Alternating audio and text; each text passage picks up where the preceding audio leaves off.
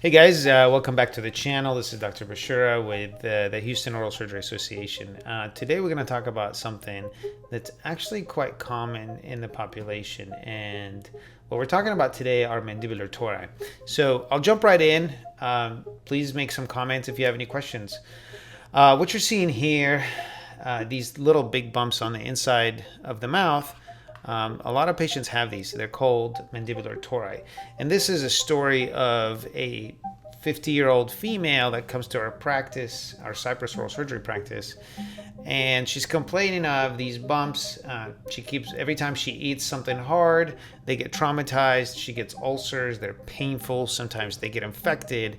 And so she wanted them out. So I'll walk you through this case. I'll tell you what we did and how we did it and why we did it. So here are the mandibular tori. They're big bumps. They typically start to appear around 20 or 30. They start off as little bumps like this, and then they slowly grow and grow. And then sometimes they grow so large that they meet in the middle. And that's what you're seeing here. These are so huge. They're about to meet in the middle, but sometimes they literally will meet in the middle. They're called kissing tori. And sometimes the problem with these is patients really don't have any room for their tongue. So it becomes an issue with eating. It becomes an issue with speech sometimes. So sometimes patients for quality of life, they want to get them out. Here's an example of somebody who's, I want to say 35, who came into our practice. And this is an image of what they look like when they're traumatized. When you eat something hard and the tori get traumatized, you get ulcers. And now the problem is what you're seeing here's an ulcer, but this right here is exposed bone. This is exposed bone. They're very uncomfortable. And if you notice down here, he's got discharge and everything is red, so the whole area gets infected, and believe it or not, this area becomes very, very painful. And sometimes pieces of bone, like this piece of bone, comes out and it makes it. And so the recovery, these typically take a long time to recover, even with antibiotics, just because the tissue is so thin, it heals underneath the bone. Then this piece of bone just literally flakes off one day and you have new tissue underneath it right here. So I'll walk you through how we did this case, pretty quick and easy. Here's a surgery picture. Now, when we do these, you definitely have to be very, very careful. So, somebody who's done these before and somebody who's pretty skilled will be very successful, but these are actually very tough to do. We literally reflect the gum off the bone from one side of the mouth to the other, from here all the way back to here to the wisdom tooth area. So it's a big procedure, and we do these with sedation. So because patients are extremely uncomfortable, we're pushing on the floor of the mouth, and the patient has to be very, very steady. If you're not steady, when we cut these off, I usually score these. I score these tori at the bases right here, and we pop them off, and I'll show you how we did that. We take a burr and we score this, and you can see it right here and right here. It's kind of like how you break glass. We score them, and then the tori pop off right like this and like that. Now, when you do this, you have to be extremely careful. If you are not careful, there are a lot of blood vessels and nerves in this area. This is the floor of the mouth right here. There's a lot of blood vessels. There's nerves that give sensation to the tongue. There's a lingual artery that's very hard to stop the bleeding if you do encounter any bleeding in this area. So almost always, if somebody's on any kind of blood thinner, we have to stop the blood thinners before we do this procedure. And we pop the tori off, and underneath this, usually it's not this smooth. We smooth this area out.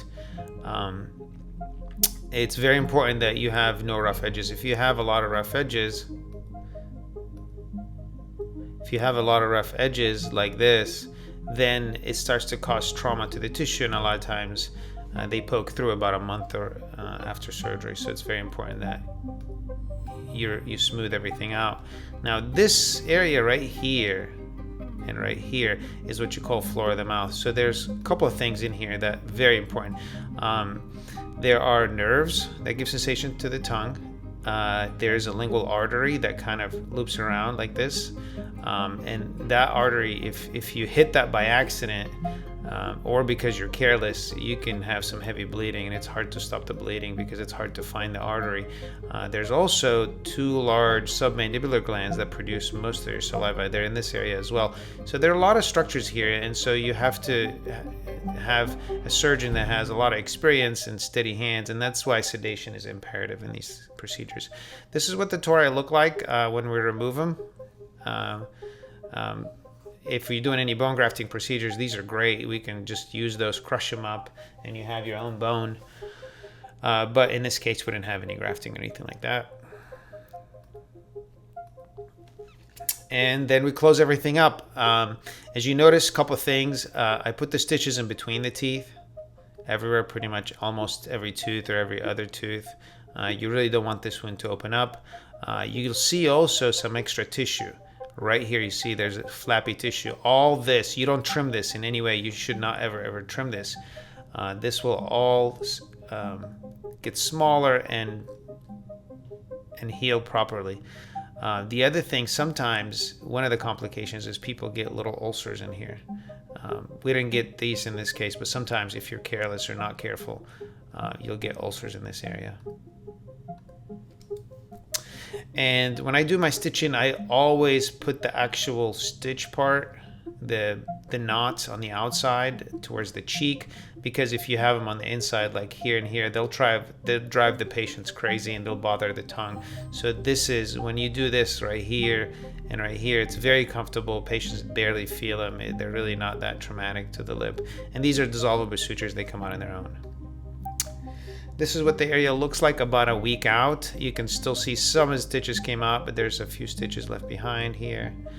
We didn't get any ulcers, but sometimes, and this is common, it can happen, you can get a little ulcer here, and this will heal, but it just takes a long time, and it can be uncomfortable. So that's one of the things about these. Sometimes if it's very difficult to peel the tissue off these tori, sometimes people get ulcers here and here, and then you just prolong your recovery by a week. And this is what the area looks like 2 months later. All the tissue has shrunk. And like I said before, one of the reasons why you need to smooth out the bone, because sometimes if you have real sharp bone edges, sometimes they'll come through in this area about a month or 2 after surgery. We didn't have any issues in this case, but it's something kind of to watch out for, or kind of, I don't want to say expect, but it can happen if we don't smooth out the bone properly. And here's another picture. It looks great. Everything is smooth. And typically, if you remove them at the base like we did, they don't typically come back. So it's important that you remove most of the tori. And so you can compare. This is 2 or 3 months after surgery.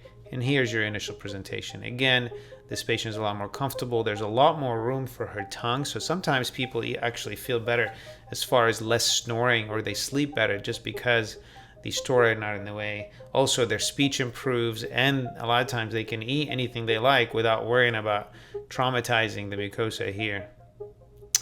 All right, guys, that's basically it. I hope you learned something. I hope this was helpful. And if you guys have any comments or anything, I'd love to hear from you. And if there's anything you want to learn about, please let us know in the comments. Have a good day. Bye-bye.